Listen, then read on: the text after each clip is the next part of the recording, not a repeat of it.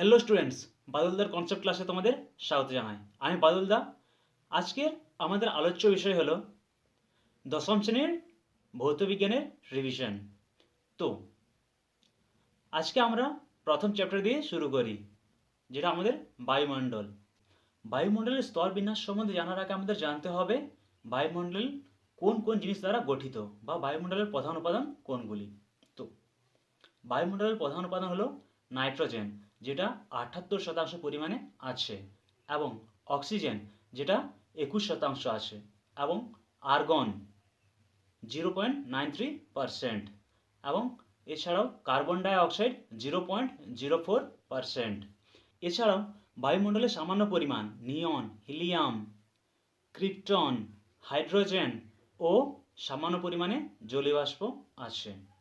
বায়ুমণ্ডলকে উচ্চতা ও উষ্ণতার ভিত্তিতে মূলত 5টে ভাগে ভাগ করা যায়। ট্রোস্ট্রে মেথা এ, ট্রপোস্ফিয়ার বা ক্ষুব্ধমণ্ডল। এখানে জল, ঝড়, বৃষ্টি, মেঘ, ধূলিকণা ইত্যাদি দেখা যায়। স্ট্র্যাটোস্ফিয়ার বা ওজোনোস্ফিয়ার, এই স্তরেই ওজোন স্তর দেখা যায়, যা আমাদের সূর্যের অতিবেগুনি রশ্মি থেকে রক্ষা করে। মেসোস্ফিয়ার অঞ্চলটি বায়ুমণ্ডলের সবচেয়ে শীতলতম অঞ্চল। থার্মোস্ফিয়ার বা আয়োনোস্ফিয়ার, এই অংশ থেকে বেতার তরঙ্গগুলি প্রতিফলিত হয়ে আবার পৃথিবীতে ফিরে আসে।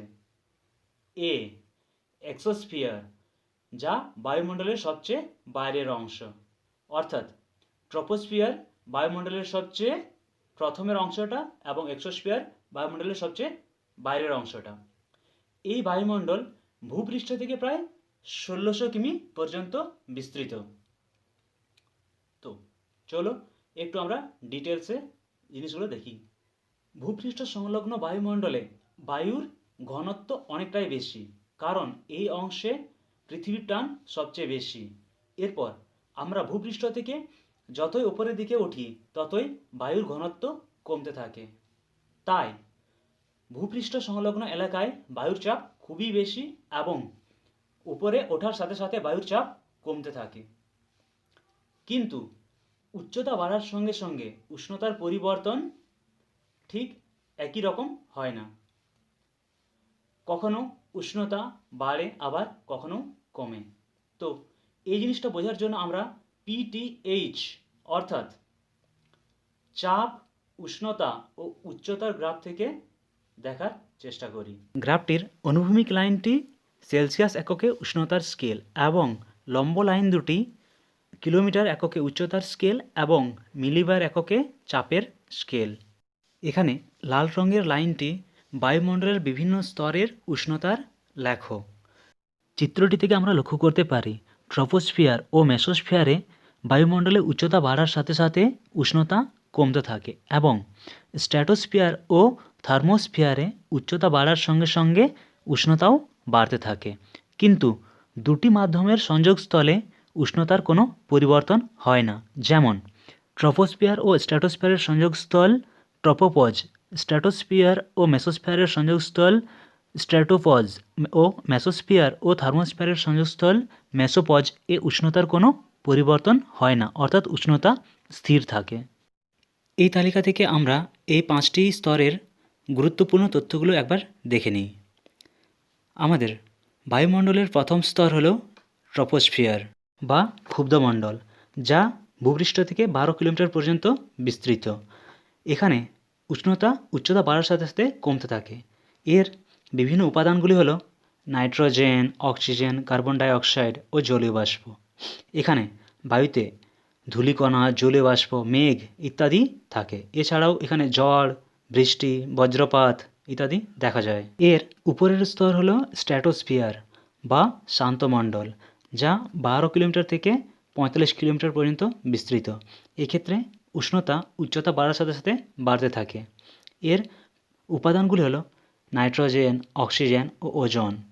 এখানে ওজোন স্তর আছে এবং জেট প্লেন ও যাত্রীবাহী প্লেন এখানে চলাচল করে। তার ওপরের স্তর হলো মেসোস্ফিয়ার, যা বায়ুমণ্ডলের শীতলতম অঞ্চল এবং এটি 45 থেকে 85 কিমি পর্যন্ত বিস্তৃত এবং এখানে উষ্ণতা উচ্চতা বাড়ার সাথে সাথে সাথে কমতে থাকে। এখানকার উপাদানগুলি হলো nitrogen, oxygen, O2 plus, NO plus ইত্যাদি।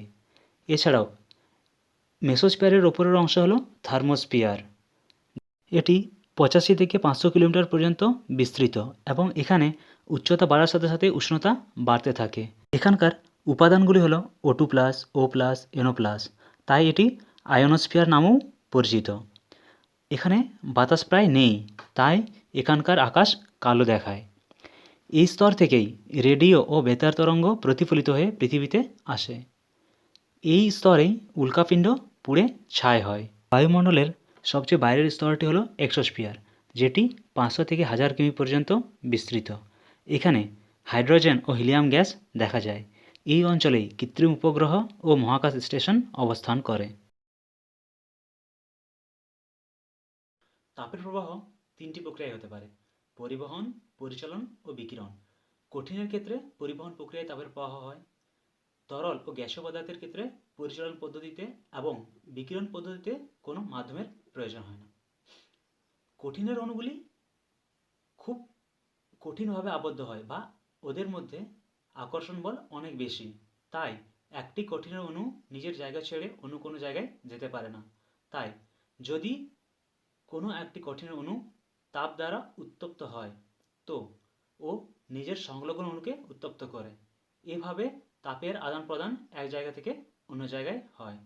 কিন্তু তরল ও গ্যাসীয় পদার্থের অণুগুলি এতটাও কঠিনভাবে আবদ্ধ নয় বা এদের মধ্যে আকর্ষণ বল এতটাও বেশি নয়, তাই একটি তরল বা গ্যাসের অণু এক জায়গা থেকে অন্য জায়গায় যেতে পারে।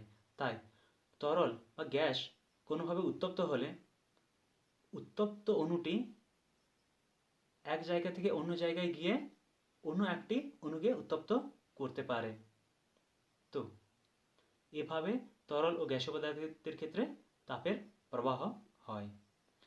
তো যে প্রক্রিয়ায় তরল বা গ্যাসীয় পদার্থের অণু উত্তপ্ত হলে এক জায়গা থেকে অন্য জায়গায় তাপের প্রবাহ হয় তাকে পরিচালন বলে।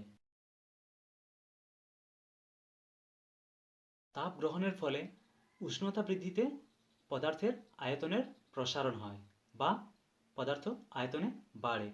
আবার তাপ বর্জনের ফলে উষ্ণতা হ্রাসে পদার্থের আয়তনের সংকোচন হয় বা পদার্থ আয়তনে কমে। উষ্ণতার প্রভাবে পদার্থের এই আয়তনের পরিবর্তন কঠিনের ক্ষেত্রে সবচেয়ে কম এবং গ্যাসের ক্ষেত্রে সবচেয়ে বেশি। স্বাভাবিকভাবে ঘনত্ব কমলে চাপ কমে এবং ঘনত্ব বাড়লে চাপ বাড়ে। তাপের প্রভাবে তরল বা গ্যাসীয় পদার্থ উত্তপ্ত হলে আয়তনে প্রসারিত হয়, যার জন্য ঘনত্ব কমে। ফলে উত্তপ্ত তরল বা গ্যাসীয় পদার্থ হালকা হয়ে ওপরে ওঠে এবং ওপরের শীতল ও ভারী তরল বা গ্যাসীয় পদার্থ নিচের দিকে নেমে আসে। এই ঘটনাটি যেহেতু পরিচালন প্রক্রিয়ায় ঘটে, তাই এই উলম্ব চক্রাকার যে স্রোতটির সৃষ্টি হয় এই স্রোতটিকেই পরিচালন স্রোত বলা হয়। আবার এই ঘটনাটি যদি বায়ুর ক্ষেত্রে অনুভূমিকভাবে হয় তাহলে আমরা তাকে বলবো বায়ু প্রবাহ। এবার কোনো কারণে দুটি অঞ্চলের মধ্যে উষ্ণতার পার্থক্য দেখা দিলে অপেক্ষাকৃত বেশি উষ্ণতার অঞ্চলটিতে বায়ুর আয়তনের প্রসারণ ঘটে, ফলে ঘনত্ব কমে এবং ঘনত্ব কমলে চাপও কমে। ফলে উষ্ণতার পার্থক্যের জন্য দুটি অঞ্চলের মধ্যে বায়ুচাপেরও পার্থক্য দেখা দেয়। ফলে উচ্চচাপ অঞ্চল থেকে নিম্নচাপ অঞ্চলের দিকে অনুভূমিক বায়ু চলাচল শুরু হয়, একে বায়ুপ্রবাহ বলা হয়। আবার কোনো কারণে কোনো একটি অঞ্চল যদি খুব বেশি উত্তপ্ত হয়ে যায় বা দুটি অঞ্চলের মধ্যে উষ্ণতার পার্থক্য যদি অনেকটাই বেশি হয়, ফলে বায়ুচাপের পার্থক্য অনেকটাই বেশি হবে। তো অপেক্ষাকৃত বেশি উচ্চচাপের অঞ্চল থেকে অপেক্ষাকৃত নিম্নচাপের অঞ্চলের দিকে বায়ু চলাচল খুব দ্রুত হবে বা খুব জোরে হবে। তো এই পার্থক্য যতটাই বেশি হবে, এই উচ্চচাপ অঞ্চল থেকে নিম্নচাপ অঞ্চলের দিকে বায়ুর প্রবাহ ততটাই বেশি জোরে হবে এবং এই জিনিসটাকে আমরা ঝড় বলবো। আবার এর থেকেও সাইক্লোন, টর্নেডো, টাইফুন ইত্যাদিও তৈরি হতে পারে। ওজোন স্তর অর্থাৎ একটি ওজোন গ্যাসের স্তর যার আণবিক সংকেত O3 এবং এটি একটি অক্সিজেনের রূপভেদ। এটি বায়ুমণ্ডলের স্ট্র্যাটোস্ফিয়ারের নিচের অংশে পৃথিবীর চারপাশ জুড়ে রয়েছে এবং সূর্যকিরণের জীবজগতের পক্ষে ক্ষতিকর অতিবেগুনি রশ্মি বা আল্ট্রাভায়োলেট রেকে পৃথিবীতে আসতে বাধা দেয়, বা সূর্য থেকে আসা বেশিরভাগ অতিবেগুনি রশ্মিকে এই ওজোন স্তর শোষণ করে নেয়। আবার এই অতিবেগুনি রশ্মি শোষণের ফলে ওজোনের বিয়োজন ঘটে বা ওজোন ভেঙে যায়। একটি ওজোন অণু অতিবেগুনি রশ্মির প্রভাবে ভেঙে একটি অক্সিজেন পরমাণু ও একটি অক্সিজেন অণু উৎপন্ন করে। এই অক্সিজেন পরমাণু আবার অন্য একটি ওজোন অণুর সঙ্গে যুক্ত হয়ে দুটি অক্সিজেন অণু উৎপন্ন করে। এই অক্সিজেন অণু বা স্ট্র্যাটোস্ফিয়ারে উপস্থিত অক্সিজেন অণু আবার অতিবেগুনি রশ্মির প্রভাবে ভেঙে দুটি অক্সিজেন পরমাণুতে পরিণত হয়। এই দুটি অক্সিজেন পরমাণু আবার অক্সিজেনের সঙ্গে যুক্ত হয়ে ওজোন উৎপন্ন করে। তো এই অক্সিজেনের বিয়োজনে ওজোনের উৎপন্ন ও ওজোনের বিয়োজনে অক্সিজেনের উৎপন্ন হওয়া ঘটনাটা প্রায় চক্রাকারে চলতে থাকে। ফলে ওজোন গ্যাসের পরিমাণ স্ট্র্যাটোস্ফিয়ারে স্থির থাকে। কোনো কারণে ওজোন স্তরের পাতলা হয়ে যাওয়ার ঘটনাকে ওজোন স্তরের ক্ষয় বা ওজোন গহ্বর সৃষ্টি বলা হয়। তো এই ওজোন স্তরের ধ্বংসের কারণ কি? আমাদের পরিবেশে উপস্থিত বা মানুষের দ্বারা সৃষ্ট নাইট্রোজেনের বিভিন্ন অক্সাইড, যেমন নাইট্রিক অক্সাইড, নাইট্রাস অক্সাইড, এছাড়াও অগ্নি নির্বাপক যন্ত্রে বা রেফ্রিজারেটরে ব্যবহৃত সিএফসি অনেক স্থায়ী হওয়ায় এটি দীর্ঘদিন পর স্ট্র্যাটোস্ফিয়ারে পৌঁছে ওজোন স্তরের ধ্বংসের অনুঘটক রূপে কাজ করে। আসলে এটি সূর্যের অতিবেগুনি রশ্মির প্রভাবে ভেঙে সক্রিয় ক্লোরিন পরমাণু উৎপন্ন করে এবং এই সক্রিয় ক্লোরিন পরমাণুটি ওজোন অণুর সঙ্গে বিক্রিয়ায় অক্সিজেন অণু উৎপন্ন করে। এভাবে একটি সক্রিয় ক্লোরিন পরমাণু প্রায় 1,00,000 ওজোন অণুকে চেন বিক্রিয়ার মাধ্যমে ভেঙে ফেলতে পারে। মানুষের ওপর ওজোন স্তর ধ্বংসের ক্ষতিকর প্রভাবগুলি হলো চামড়ার ক্যান্সার হয়ে যেতে পারে, চোখের ছানি পড়ে যেতে পারে এবং প্রজনন ক্ষমতা বা রোগ প্রতিরোধ ক্ষমতাও কমে যেতে পারে। উদ্ভিদের ওপর এই প্রভাবগুলি হলো সালোকসংশ্লেষ প্রক্রিয়া ব্যাহত হতে পারে এবং শস্যের উৎপাদন কমে যাবে এবং পাতা বিপন্ন ও অঙ্কুরোদ্গম প্রক্রিয়াও ব্যাহত হবে। বায়ুমণ্ডল অর্থাৎ সামুদ্রিক জীবজগতের ওপর এর প্রভাব। এর ফলে সমুদ্রে ফাইটোপ্ল্যাঙ্কটনের সালোকসংশ্লেষ প্রক্রিয়া কমে যাবে, যার ফলে জীবজগতের খাদ্যস্তরেরও বিনাশ ঘটবে। জলবায়ুর উপর এর প্রভাবগুলি হলো ভূপৃষ্ঠের উষ্ণতা খুব বেড়ে যাবে এবং জলাশয়ের জল খুব দ্রুত বাষ্পীভূত হয়ে শুকনো হয়ে যাবে। সূর্য থেকে আসা আলোক রশ্মি বায়ুমণ্ডলকে অতিক্রম করে পৃথিবীতে এসে পড়ে এবং এর বেশিরভাগ অংশই প্রতিফলিত হয়ে মহাশূন্যে ফিরে যায়। আবার কিছু অংশ পৃথিবীকে উত্তপ্ত করে। এরপর এই উত্তপ্ত পৃথিবী তাপ বিকিরণ করতে শুরু করে, কিন্তু এই বিকিরিত তাপ আর মহাশূন্যে ফিরে যেতে পারে না। এগুলি কিছু গ্রিনহাউস গ্যাসের দ্বারা পৃথিবীর বায়ুমণ্ডলে আবদ্ধ হয়ে থাকে এবং পৃথিবীর উষ্ণতা বাড়ায়। এই গ্রিনহাউস গ্যাসগুলি যদি এই বিকিরিত তাপকে বাধা না দিত, তাহলে আমাদের এই পৃথিবী জীবকুলের বাঁচার অনুকূল হতো না। এটি পুরোটাই বরফে ঢাকা থাকত। অর্থাৎ যে প্রাকৃতিক প্রক্রিয়ায় পৃথিবীর বায়ুমণ্ডলে উপস্থিত গ্রিনহাউস গ্যাসগুলি পৃথিবী পৃষ্ঠ থেকে বিকিরিত অপেক্ষাকৃত দীর্ঘ তরঙ্গের অবহেলিত রশ্মিকে শোষণ ও প্রতিফলন করে বায়ুমণ্ডলকে উষ্ণ রাখে ও জীবজগতের বাঁচার অনুকূল পরিবেশ তৈরি করে, তাকে গ্রিনহাউস প্রভাব বা গ্রিনহাউস এফেক্ট বলে। এই গ্রিনহাউস প্রভাব বা গ্রিনহাউস এফেক্টকে কাজে লাগিয়ে শীতের দেশে চাষাবাদ করা হয়।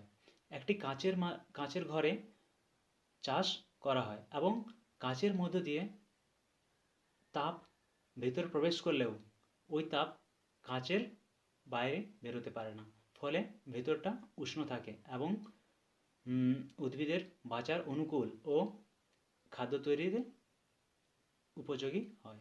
ভূপৃষ্ঠ সংলগ্ন বায়ুমণ্ডলে উপস্থিত গ্রিনহাউস গ্যাসগুলি হলো carbon dioxide, methane, chlorofluorocarbon, ozone, জলীয়বাষ্প ইত্যাদি।